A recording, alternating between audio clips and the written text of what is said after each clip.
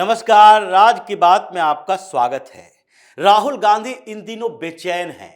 बेचैनी केवल मुद्दों के लेकर नहीं है, उनके एजेंडे को फेल होने को लेकर नहीं है, संसद में घट रहे कांग्रेस का आधार को लेकर केवल नहीं है, केवल इस बात के लिए नहीं है कि कैसे हर रोज कांग्रेस की फजीहत हो रही है संसद के अंदर।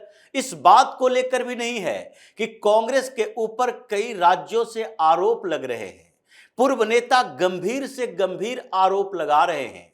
बेचैनी इस बात को लेकर नहीं है कि नवजोत सिंह सिद्धू की पत्नी नवजोत कौर सिद्धू ने सीधे तौर पर आरोप लगाया, 500 करोड़ रुपया दो, 10 जनपद को भेजो और उसके बाद सीएम की कुर्सी लो। ये सब कांग्रेस को ये समझ में आता है कि इन सब से बहुत ज्यादा फर्क चुनावों में नहीं पड़ने वाला है।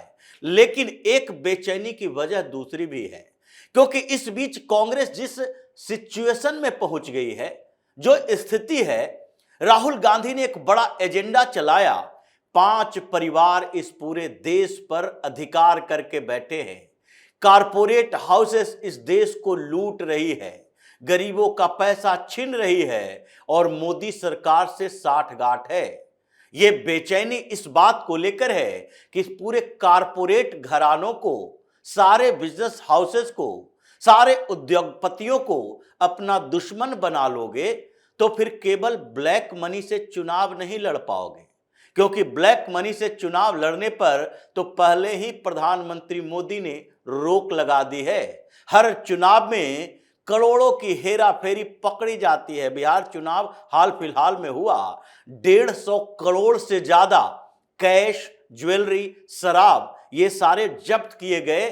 चुनाव में कैश लेकर ये बोरियों में बंद कर कर जो बंदरबाट किया जाता था, वो प्रैक्टिस तो प्रधानमंत्री मोदी ने सुरक्षा एजेंसियों को खुली छूट देकर पहले ही बंद कर दिया है। और बेचैनी इस बात की है कि अगर ये ब्लैक मनी जो विदेशों से फंड आता था वो रुक गया और इधर जो देश में कांग्रेस का चंदा घट रहा है, पैसे नहीं मिल रहे हैं, और चुनाव लड़ने के लिए केवल नेताओं को पैसे नहीं चाहिए बल्कि कार्यकर्ताओं के खर्च के लिए भी पैसे चाहिए, रैलियों के लिए गाड़ियां चाहिए, और राहुल गांधी के उड़न खटोला, चार्टर प्लेन, इसका खर्च भी तो चाहिए। इसके अलावा राहुल गांधी के पार्टी फंड से इनकी अय्याशी के लिए भी पैसा चाहिए। ये विदेश दौरा पर जो जाते हैं उसके लिए भी पैसा पार्टी फंड से ही खर्च होता है, क्योंकि जब जब ये विदेश दौरे पर जाते हैं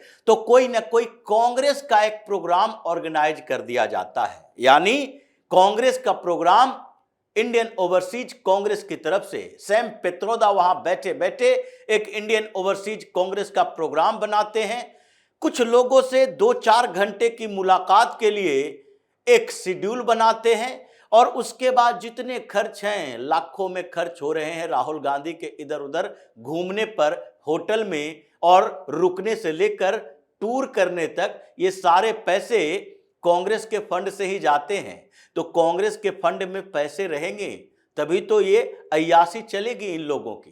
पैसे ऐसा नहीं कि राहुल गांधी के पास या सोनिया गांधी के पास कम हो गया है, इनके अपने पर्सनल पैसे और बढ़ ही रहे हैं। जो बार बार यह जिक्र किया जाता था, दुनिया की 10 सबसे अमीर महिलाओं में से एक सोनिया गांधी है, और उसमें भी सबसे ऊपर ये एलिजाबेथ, महारानी एलिजाबेथ से भी ज्यादा प्रॉपर्टी की बात सोनिया गांधी की आती है। और ये प्रॉपर्टी ये इटली से लेकर नहीं आई थी, क्योंकि इटली में जिस लोअर मिडिल क्लास फैमिली में सोनिया गांधी पैदा हुई उसके बारे में सब जानता है कि कैसे इनके परिवार वाले फौज की सेकेंड वर्ल्ड वॉर के समय में उसकी सेवादारी करते थे, उसको घर में खाना पीना, रहना सहना ये खिलाते थे।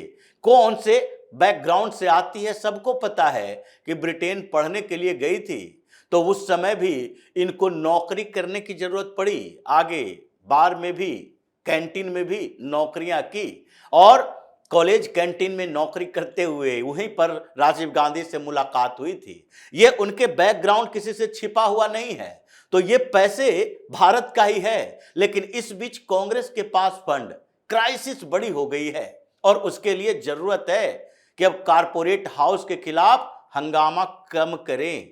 राहुल गांधी को देखिए, दिन में मंच पर बैठकर संसद के अंदर कभी कभी अब उनका पेस थोड़ा कमजोर हुआ है कारपोरेट की तरफ से।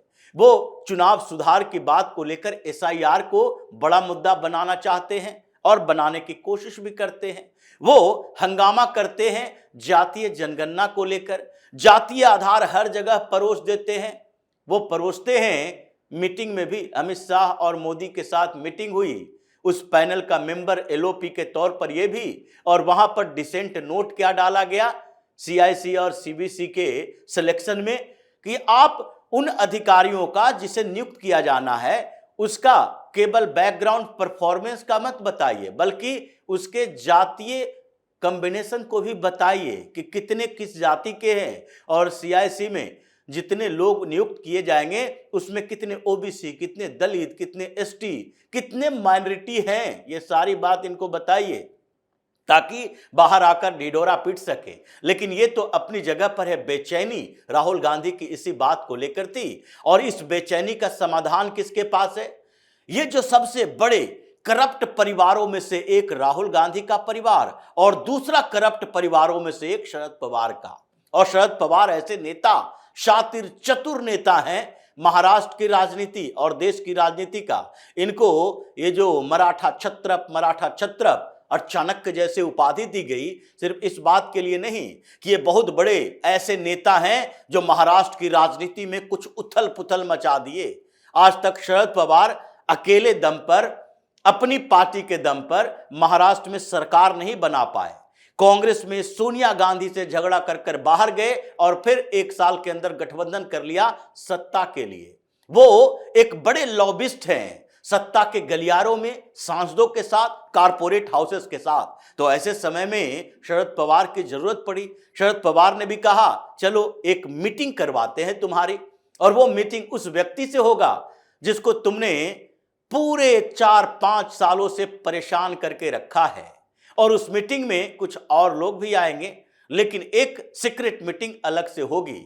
ये सीक्रेट फंडिंग मीटिंग होगी, फंड मीटिंग होगी, जिसमें से वो आपके इलेक्शन खर्च की व्यवस्था कर देगा। ऐसा कुछ दिख रहा था, क्योंकि जो व्यक्ति पूरे अपने राजनीति का आधार कुछ समय तक कारपोरेट हाउसेस के खिलाफ जंग लड़ने में लगा दी, जो बार बार हंगामा करता रहा, जो अंबानी के बेटे की शादी में नहीं गया इस बात को लेकर कि वहां जाएंगे चमक दमक के बीच, तो हम ऐसा एजेंडा कैसे चला पाएंगे कि अडानी अंबानी के खिलाफ हम संघर्ष कर रहे हैं। पिछले चुनाव में 2024 के लोकसभा चुनाव के दौरान प्रधानमंत्री मोदी ने यही बात कही थी कि आजकल आखिरकार ये कांग्रेस के युवराज राहुल गांधी के जुबान से अडानी अंबानी इतना निकलता क्यों नहीं?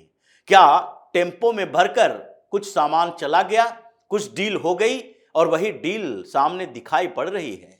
नाइट पार्टी, डिनर के टेबल पर मीटिंग, और उसमें बाहर के नेता बाहर चले गए और ये कुछ लोगों के साथ मीटिंग कराई गई। शरद पवार का जन्मदिन, और जन्मदिन से पहले एक रात वो डिनर का आयोजन करते हैं, उसमें कुछ भारतीय जनता पार्टी के नेता को भी बुलाया जाता है। ऐसा नहीं है कि उन्हें नहीं इनवाइट किया जाएगा, लेकिन घर कोई इतना छोटा तो नहीं जहां पर अलग अलग टेबल कुर्सी नहीं लगाए जा सके, जहां अलग कमरों में मीटिंग ना हो सके, इसलिए लोगों के साथ बुलाया गया। राहुल गांधी, प्रियंका वाड्रा, ये दोनों पहुंचे, साथ में पवन खेड़ा भी, और ये जो तेलंगाना का मुख्यमंत्री रेवंत रेड्डी भी पहुंचा। रेवंत रेड्डी वही है जो पिछले दिनों गौतम अडानी के साथ एक डील किया था, तेलंगाना में प्रोजेक्ट साइन किया था, और उसके बाद एक चेक दिया गया था गौतम अडानी की तरफ से, कुछ सहायता राशि दी गई थी तेलंगाना में कुछ पीड़ितों के लिए। लेकिन जब हंगामा हुआ, चेक लेते हुए रेवंत रेड्डी की फोटो सामने आई, और जब यह सवाल उठने लगा कि ये तो राहुल गांधी अडानी के खिलाफ बात करते रहते हैं और इनका मुख्यमंत्री चेक ले रहा है अडानी से, जब हर मीडिया मंच पर सुधांशु त्रिवेदी ने सवाल उठाना शुरू कर दिया, तो रेवंत रेड्डी ने वो चेक वापस कर दिया गौतम अडानी को। लेकिन वो चेक वापस करने का मतलब ये नहीं होता कि दोनों में संबंध खराब हो गया, संबंध वही रहा। और गौतम अडानी, ये सब कारपोरेट हाउसेस के लोग, उद्योगपति ये तो समय का इंतजार करते हैं, जैसे कि धीरू भाई अंबानी ने समय का इंतजार किया, लंबे समय तक इंदिरा गांधी के साथ जुड़े रहे, फिर इंदिरा गांधी की हत्या के बाद राजीव गांधी के साथ जुड़े, कई टेंडर इनको गुजरात में ऐसे मिले, लाइनन का कारोबार, उस समय जो लाइसेंस राज चल रहा था, लाइसेंस इनकी कंपनी को मिला। आज अंबानी परिवार इतना बड़ा परिवार बना, अमीर परिवार बना। राहुल गांधी बोलते हैं, हंगामा करते हैं कि मोदी से डील है, ये इन्हीं के परिवार का है, ये सारा के सारी भूमिका उनमें। गौतम अडानी ने तो अपने इंटरव्यू में कहा था कि हम अभी तक यहां पहुंचे हैं, उसमें सबसे बड़ी भूमिका तो राजीव गांधी की है, कांग्रेस की है, नरसिम्हा राव की सरकार की है। और उसमें ये जो पोर्ट के लिए खुली छूट दी थी, पोर्ट में डेवलपमेंट किए, हमने इलेक्ट्रिसिटी पावर सेक्टर में इन्वेस्टमेंट किया, ये सारे राजीव गांधी की सरकार के समय से ही शुरू हुआ था। और वो राजीव गांधी की बात इसलिए कर रहे थे कि राजीव गांधी के बेटे राहुल गांधी भी ये समझ लें, आज न कल तो ये समझेगा, नासमझ राजनेता कभी न कभी तो थोड़े बहुत किसी लेवल पर समझदार होगा। और वही समझदारी लगता है दिख रही है, जो सूटकेस में भरकर पंजाब से दिल्ली 500 करोड़ रुपए भेजे जाने की बात ये नवजोत कौर सिद्धू ने की थी, उसके ऊपर तो हंगामा हुआ। सिद्धू ने कहा कि नहीं, मेरी बातों को तोड़ मरोड़ कर पेश किया गया था, लेकिन ये जो बंद कमरे क्लोज रूम मीटिंग में ये डील हुई है, इसके बारे में कौन बताएगा। राहुल गांधी अडानी के साथ वहां पर चले गए, शरद पवार मीडिएटर, क्योंकि शरद पवार वो व्यक्ति हैं, जब अडानी के खिलाफ राहुल गांधी बोल रहे थे तो मुंबई में 2 बार अडानी के साथ मुलाकात की थी। और यही शरद पवार बार बार इस बात का जिक्र कर रहे थे कि देखो भाई, राहुल गांधी को ऐसा नहीं बोलना चाहिए। राहुल गांधी सारे कारपोरेट हाउसेस को अपना दुश्मन नहीं बना सकते, और अगर बनाते हैं तो देश के लिए भी नुकसान, कांग्रेस के लिए भी नुकसान। हमने भी कांग्रेस की राजनीति की, अलग पार्टी भी बनाई, हम लोगों ने भी पूंजीपतियों के खिलाफ कुछ बातें की, लेकिन ऐसे टारगेट नहीं किया। अब वही शरद पवार अपने जन्मदिन के पहले दिए गए डिनर पार्टी में डिनर डिप्लोमेसी करने लगे और अलग अलग पार्टी के नेताओं को बुलाए। राहुल गांधी, प्रियंका वाड्रा, पवन खेड़ा और रेवंत रेड्डी भी पहुंचा। ये सारे लोग वहां उस समय थे जब गौतम अडानी भी आए हुए थे। शरद पवार के साथ संबंध, ये प्रधानमंत्री मोदी के साथ अच्छा संबंध है या शरद पवार यानी कि राहुल एंड कंपनी के साथ? ये शरद पवार तो राहुल के गुरुदेव हैं, ये शरद पवार की बात मानते, सुनते हैं, पैर छूते हैं कि नहीं नहीं आप गार्जियन की तरह हैं। ये राहुल गांधी पूरे परिवार, सोनिया गांधी नहीं गई, बड़ी गनीमत है, लेकिन राहुल गांधी, प्रियंका वाड्रा, रेवंत रेड्डी ये सब चले गए। और वहां पर जाकर गौतम अडानी के साथ क्या मीटिंग हुई? क्या इलेक्शन फंड की मीटिंग हुई? क्या करोड़ों की लेन देन हुई? क्या फ्यूचर इन्वेस्टमेंट की बात की गई? क्या रेवंत रेड्डी के साथ मुलाकात करवा के राहुल गांधी ने गौतम अडानी को कहा, ये देखिए तेलंगाना में अभी हमारी सरकार आगे भी रहेगी, कर्नाटक में बता नहीं सकते, इसलिए सिद्धारमैया या डीके शिव कुमार को नहीं बुलाए, क्योंकि शरद पवार का रेवंत रेड्डी के साथ कोई ऐसा क्लोज रिलेशन तो है नहीं। शरद पवार ही बुलाए रेवंत रेड्डी को, ये तो कहा नहीं जा सकता कि शरद पवार इतने रेवंत रेड्डी के साथ नजदीकी संबंध वाले हैं। तो डीके शिव कुमार के साथ सिद्धारमैया ये लोग क्यों नहीं कर्नाटक से?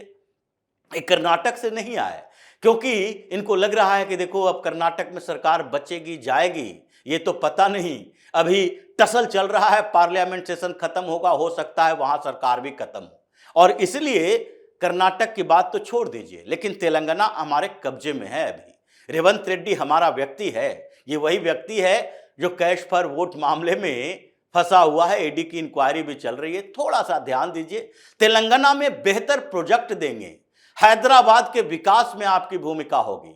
पावर सेक्टर में जो अभी तेलंगाना में हंगामा चल रहा है, अभी सवाल उठा था कि 50,000 करोड़ ये ग्रीन इलेक्ट्रिसिटी के नाम पर ये अलग अलग कॉन्ट्रैक्ट किया जा रहा है, और उसमें अडानी की कंपनी के साथ भी डील है कि हर रोज सैकड़ों करोड़ रुपया लोगों के ऊपर बोझ बढ़ता है, क्योंकि ये जो पावर सेक्टर के साथ डील हुई है तेलंगाना सरकार की, उसमें महंगी बिजली खरीदी जा रही है। अब ये रेवंत रेड्डी दिल्ली आता है, गौतम अडानी के साथ फिर से मुलाकात होती है और प्रियंका वाड्रा, राहुल गांधी दोनों शामिल होते हैं। ये कितने करोड़ों करोड़ की डील है, ये कौन सा सूटकेस है, कौन सा कैशा कैश कांड है। संसद में बवाल तो चल रहा है, इन मुद्दों पर भी हंगामा है। एक दूसरे को देखकर मुस्कुराकर कांग्रेसी नजरें छुपाकर भाग रहे हैं, लेकिन राहुल गांधी प्रियंका वाड्रा इस बार बचेंगे नहीं। अब अगर अडानी की बात की, यही बात कहेंगे और यही तस्वीरें दिखाई जाएगी, जिसके चलते ये लोग ऐसे परेशान हैं कि शरद पवार ने वो सिक्रेसी लीक क्यों की, कैसे पता चल गया कि गौतम अडानी भी वहां आए हुए हैं। ये समस्या कांग्रेस की नहीं, ये समस्या राहुल गांधी नेहरू गांधी खानदान की है। ये इसलिए परेशानियां अभी और बढ़ेगी, ये सारे कांड राहुल गांधी का सामने आएगा और अभी बवाल और भी बढ़ने वाला है। तो इसी तरह की खबरों के साथ फिर से हाजिर होंगे, तब तक के लिए बने रहिए हमारे साथ और देते रहिए हमें सहयोग, ताकि इसी तरह की खबर हम आपके लाते रहें। धन्यवाद।